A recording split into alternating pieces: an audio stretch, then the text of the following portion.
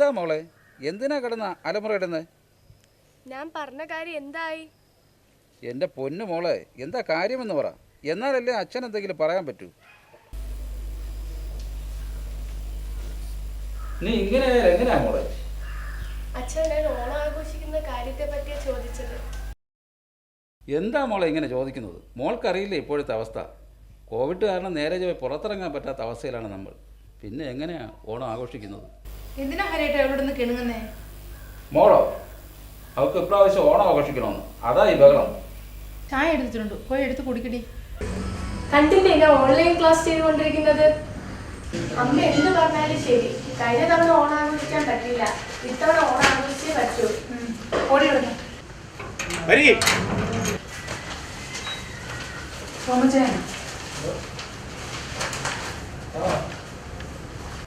എന്താ ഇവിടെ ഒരു ബഹളം വെച്ചേക്കെ?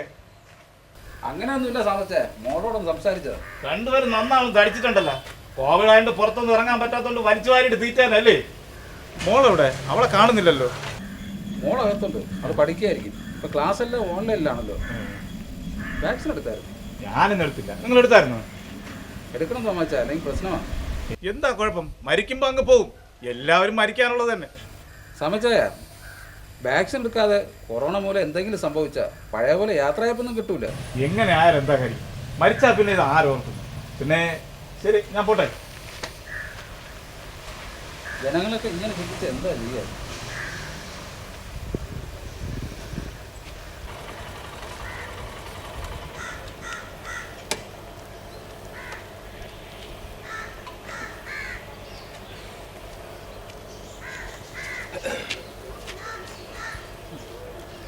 വരാനുള്ളത് വഴി തങ്ങി, അത് വണ്ടി പിടിച്ചായാലും വീട്ടിൽ വരും. ഓണമൊക്കെ വരണം. ഇങ്ങനെയൊക്കെ പോയാൽ എങ്ങനെയാണ് കാര്യങ്ങളൊക്കെ? ശരിയാണ് ശശാങ്ക ചേട്ടാ, ഇങ്ങനെയൊക്കെ വരുമെന്ന് ആരെങ്കിലും കരുതുമോ? എന്താ പ്രേമ, അണ്ടി കളഞ്ഞ അണ്ണാനെ പോലെ ഒരു കുത്തിയിരിപ്പ്. അതെന്താ ശശാങ്കൻ ചേട്ടാ നിങ്ങൾ അങ്ങനെ പറഞ്ഞത്? അണ്ണാൻ്റെ അണ്ടി കളഞ്ഞ നിങ്ങളോട് പറഞ്ഞു, അത് അണ്ണാൻ അണ്ടിയില്ലാതെ നടക്കുന്നത് നിങ്ങൾ കാണട്ടെ ചെയ്ത? അതല്ല, ഇയാളെ കുത്തിയിരിപ്പ് കണ്ടപ്പോഴൊരു സംശയം, എന്തോ പറ്റി, അതിലെന്തോ ഒരു അപാകതയുണ്ട്, അതാണ് ചോദിച്ചത്. അത് ശരി തന്നെ ശശാങ്കൻ കേട്ടോ നിങ്ങൾ പറഞ്ഞത്.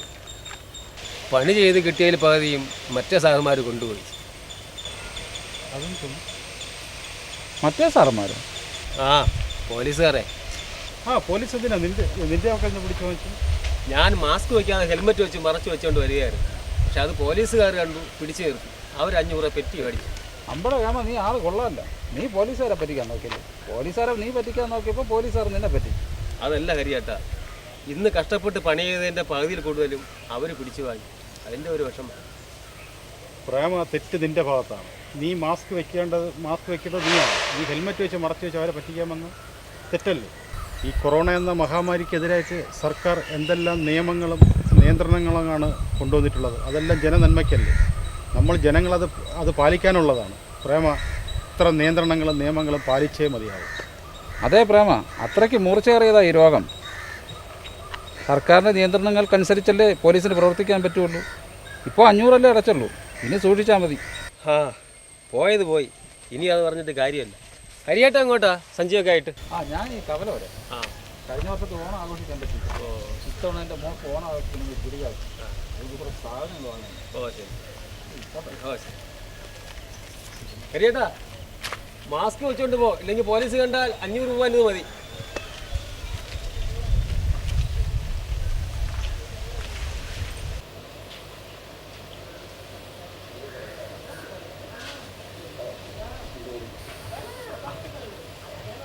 ചെയ്തേക്കാം. കുറച്ച് സാധനങ്ങൾ ആവശ്യമുണ്ട്.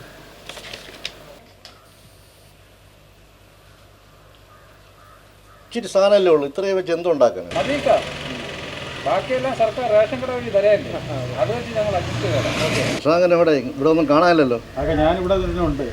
പിന്നെ ഈ കച്ചവടത്തിനിടയിൽ പിന്നെ കയറി സംസാരിക്കുന്നത് മര്യാദ നിന്നത്.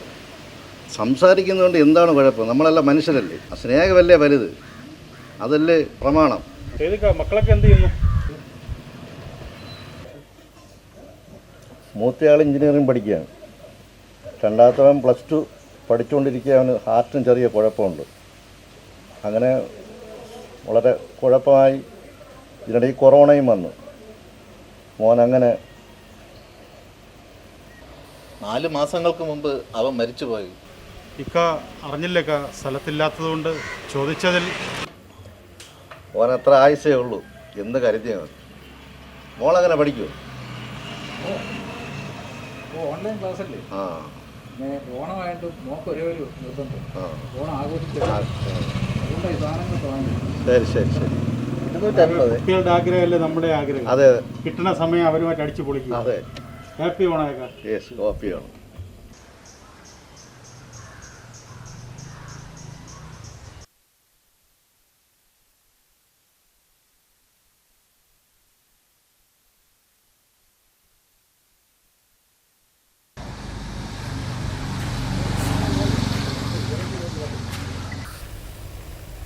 എന്താ മോളെ വിഷമിച്ചിരിക്കുന്നത്?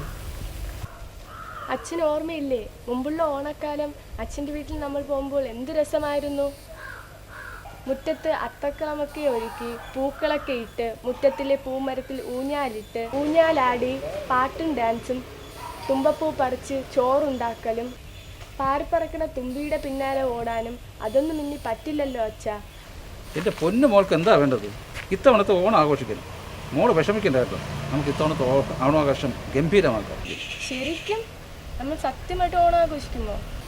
ശരിക്കും ആഘോഷിക്കും. ഇത്തവണത്തെ ഓണം നമുക്ക് ഗംഭീരമാക്കാം. അച്ഛൻ്റെ തറവാട്ടിൽ വെച്ച് തന്നെ ആഘോഷിക്കാം. എന്നാൽ നമുക്ക് അച്ഛൻ്റെ തറവാട്ടിലേക്ക് പോവാം അല്ലേ അച്ഛാ? അതേ മോളെ, അച്ഛൻ്റെ തറവാട്ടിൽ വെച്ചാവട്ടെ ഇത്തവണത്തെ നമ്മളുടെ ഓണാഘോഷം.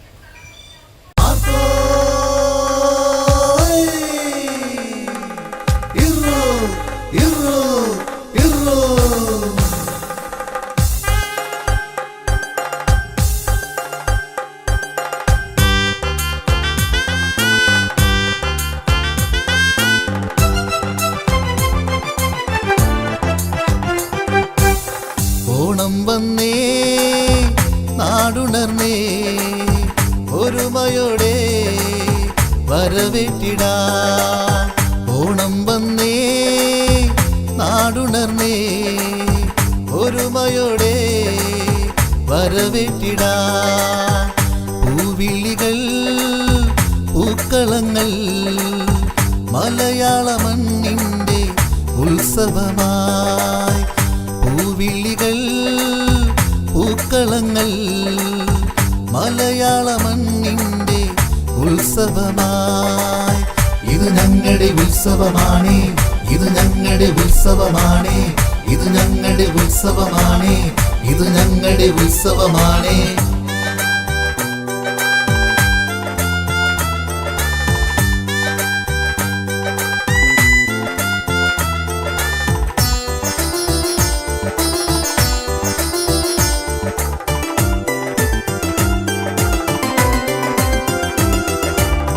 തിരുവോണനാളിൽ തിരുവാതിരയുമായി അങ്കണത്തെത്തുന്നു മങ്കമാർ വീണ്ടും.